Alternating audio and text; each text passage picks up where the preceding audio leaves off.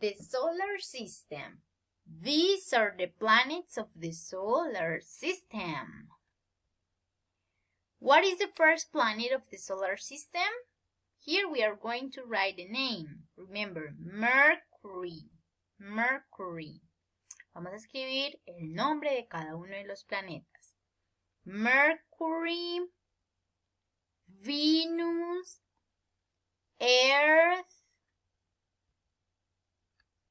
Mars, Jupiter,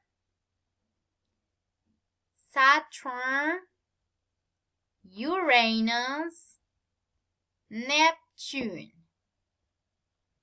These are the planets of the solar system.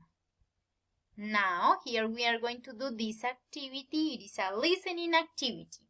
Yo voy a leer la oración con la respuesta y ustedes escriben lo que escuchan. The blue planet is... The blue planet is the Earth. The Earth. The red planet is... The red planet is Mars. Mars. The biggest planet is Jupiter. Este ya tiene la respuesta. Jupiter. The biggest, el más grande, the biggest planet is Jupiter. The smallest planet is Mercury. The smallest planet is Mercury.